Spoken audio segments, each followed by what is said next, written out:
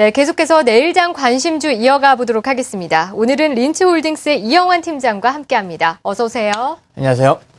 네, 안녕하세요.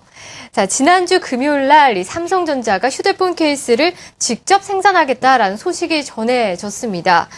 그 관련 업체들이 좀 크게 내리는 모습을 보였는데요. 오늘 가지고 나오신 종목이 휴대폰 케이스 만드는 업체라고 들었는데 좀 악재로 작용할 부담이 있지 않을까요? 일단 괜찮습니다. 네. 결론부터 말씀드리면 괜찮아 보이고요. 큰 문제도 없어 보입니다. 내용인즉 이렇습니다. 지난주 금요일 삼성전자가 베트남 공장에서 이 스마트폰 케이스를 직접 생산한다는 소식에 의해서 관련주들이 급락하는 불안한 모습을 보였고요.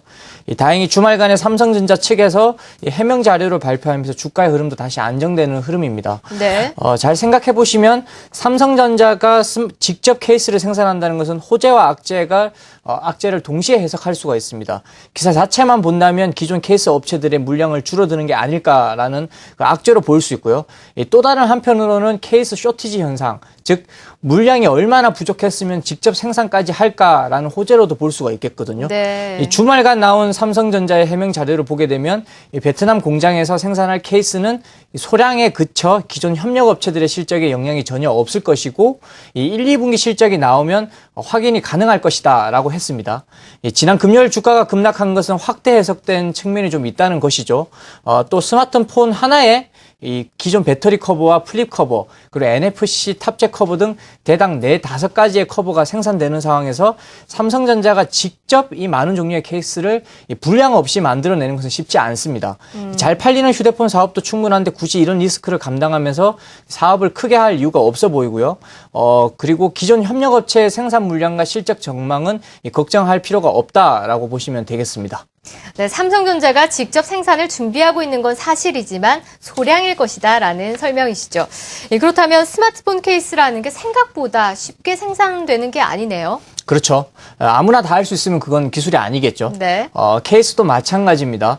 과거에 몇 천만 원짜리 사출기, 스마트폰을 찍어내는 사출기만 몇 대 있으면 할 수 있는 사업으로 인식되기도 했지만 그건 이 피처폰 시대나 가능한 일이었고요. 지금은 재질과 독립된 디자인이 요구되는 시기이기 때문에 정밀도를 요하는 사업이 됐습니다. 작년 상반기쯤에 갤럭시 S3가 출시됐을 때 완성된 배터리 케이스 60만 대가 폐기됐다는 뉴스가 있었습니다.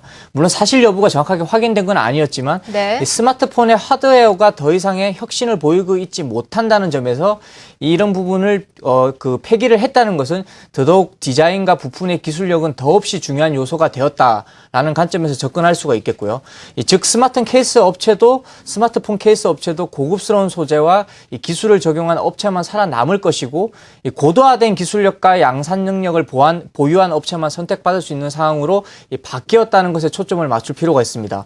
이 중에서 기술력, 자금력, 양산 능력 3가지를 갖춘 기업으로 인탑스를 소개하도록 하겠습니다.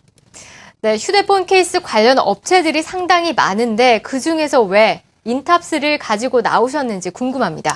네, 인탑스 보겠습니다. 당연히 삼성전자를 최대 고객사로 두고 있고요. 네. 삼성전자가 글로벌 시장에서 매우 선전하고 있다는 점을 감안할 때 매출에 있어서 물량은 증가하고 비교적 고가 제품인 스마트폰과 이 태블릿 PC 매출 비중이 증가하니까 제품당 단가가 높은 주력 제품으로 많이 나가고 있습니다. 흔히 이를 증권사 리포트에서는 이 P와 Q의 증가라고 표현하기도 합니다. 이건 참고하시면 되겠고요. 네. 주변에 스마트폰 없는 분들 없으시죠? 그렇죠. 대부분 그렇죠. 그렇죠. 이렇게 보면 또 성장성이 있겠느냐라는 의문이 또 들기도 합니다. 네. 일반적으로 스마트폰은 피처폰보다 크기가 크고 이 태블릿 PC는 또 스마트폰보다 크기가 큽니다. 그리고 판매 가격대를 반영하면 그 케이스 또한 이 피처폰보다 조금 더 고급스러운 편이고요. 그렇다면 최대 고객사의 매출에 있어서 이러한 변화는 이 케이스 업체에 있어서는 매우 긍정적인 것입니다. 물론 단가가 높은 제품의 매출 비중이 높아지기 때문인데요. 이러한 환경 변화가 바로 실적으로 나타나주고 있고요. 바로 실적부터 보겠습니다. 네. 작년 인탑스의 연결 기준 매출액은 9,765억, 영업이익은 593억. 단기 순이익은 560억으로 찍었습니다. 네, 상당하네요. 그렇죠. 이 대단한 실적인데 웬만한 리포트의 가이던스를 전부 뛰어넘은 실적을 발표했다는 것에 저희는 주목해야 되고요. 이 정도 실적만 놓고 보더라도 지금 주가는 충분히 쌉니다. 작년 EPS 기준으로 5,200원 정도의 이익을 냈으니 보수적으로 멀티플 8배만 적용하더라도 시총 4,200억 수준은 평가받아야 하는 거거든요.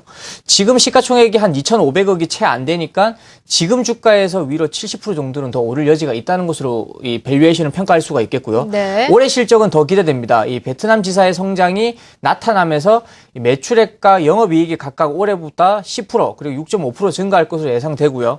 베트남 지사의 2011년도 매출액은 686억 수준이고요. 금년에는 1,500억 이상을 달성할 것으로 판단되는데 기존 중국 법인 매출 증대와 함께 2013년 매출 1조 달성도 무난해 보이는 것으로 판단을 하겠습니다. 네, 지금 주가가 상당히 저평가돼 있다라고 설명을 해주셨습니다.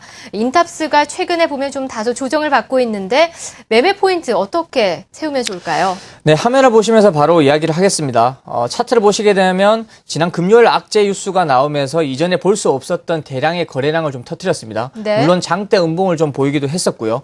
주식의 격언이 있죠. 거래량을 동반한 장대 음봉은 추세 전환의 신호다. 즉 차트만 놓고 본다면 지금 구간에서는 기술적 하락 추세로 판단해야 되기 때문에 실적은 거짓말하지 않는다라는 네. 논리를 가지고 접근을 해야 됩니다. 네.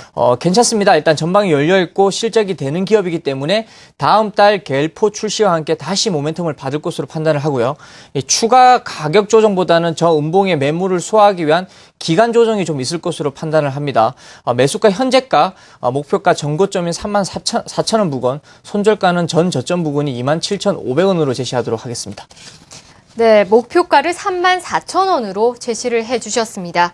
그렇다면 이제 두 번째 종목 살펴볼 텐데요. 이 액토즈 소프트의 주가 움직임에 대한 리뷰를 해주신다고 하는데 어떻습니까? 움직임이 상당히 좋았네요. 네, 그렇죠. 이 액토즈의 모멘텀은 끊임없이 좀 나오고 있고요. 네. 제가 액토즈 소프트를 소개해드리면서 강조했던 것은 이 밀리언아서라는 게임은 기존 모바일 게임과는 전혀 완벽하게 다르다라는 점이었습니다. 금방 질리면서 게임 사용자가 자주 바뀌는 이 소프트한 모바일 게임이 아니라 네. 확고한 마니아층을 형성하면서 장기간 사랑받을 수 있는 게임 스토리를 가지고 있다고 말씀드렸습니다. 실제 다운로드 순위에는 오르지 못하는데 이 매출 순위 상위권을 꾸준히 유지하면서 1매출 2, 3억을 보여주는 모습이 분명한 마니아층이 있다는 것을 증명을 했고요. 이제 남은 것은 1분기 실적으로 그것을 증명하는 것이었습니다. 네. 여전히 1분기 실적을 좋게 보시는지 궁금한데요. 이 매출 순위가 많이 떨어졌다는 뉴스 보도도 있었고요. 이 게임 업체들 중에서 액토즈 소프트를 가장 유력하게 보시는 겁니까? 네, 맞습니다. 그 부분에 대해서는 좀 오해가 있기 때문에 반드시 짚고 넘어야겠습니다. 네. 우리가 자주 이용하는 앱스토어 장터는 애플의 앱스토어, 그리고 구글의 플레이스토어, 그리고 SK의 T스토어 이 세 가지가 있습니다. 네. 여기서 구글이 가장 먼저 밀리언아서를 출시했고요. 매출 순위는 3개월 정도를 상위권을 유지했습니다. 그런데 최근 순위가 16위까지 떨어진 것을 볼 수 있는데요. 이는 T스토어에서 뒤늦게 출시하면서 유저들을 끌어오기 위해 이벤트를 굉장히 많이 했습니다. 그래서 이 구글의 유저들이 T스토어를 상당수 옮겨간 것으로 보여집니다. 즉 상대적으로 마니아층이 사이트로 옮겨간 것이지 전체적인 사용자가 줄어든 것은 아니다라고 볼 수 있습니다. 여전히 매출은 잘 나가고 있고 이제 1분기 실적을 확인하고 남은 것은 2분기를 이제 기대해야 하는 상황인데요. 그 당시 말씀드린 것이 대만 진출 모멘텀이었습니다. 이미 일본과 한국에서 흥행 요소를 검증받았기 때문에 대만에 출시만 된다면 액토즈의 실적은 더 올라갈 것으로 예상을 했고요. 지난 3월 28일 날 드디어 대만 출시를 했고 구글 매출 오늘까지 6위권까지 오르면서 상큼한 출발을 하고 있습니다. 네. 1분기 영업이익은 보수적으로 120억, 올해 영업이익은 더 보수적으로 400억을 제시하더라도 지금 주가는 여전히 싸다라고 볼 수 있겠습니다. 네, 그러면 매매 포인트를 어디에 두면 좋을까요? 네, 화면을 보시면서 좀 말씀을 드리도록 하겠습니다. 네. 이 모바일 게임 업종 평균 PER은 15배에서 20배 정도를 받고 있는데요. 보수적으로 멀티플 15배를 적용해도 시가총액이 6천억은 돼야 하고요. 20배를 준다면 8천억까지는 가야 합니다. 이 보유자에 한해서 목표가는 1차 목표가 7만 원으로 제시하고요. 2차 목표가는 8만 원으로 상향하겠습니다. 손절가 역시 6만 원으로 상향하도록 하겠습니다. 네, 마무리하도록 하겠습니다. 지금까지 린치홀딩스의 이영환 팀장이었습니다. 잘 들었습니다. 감사합니다.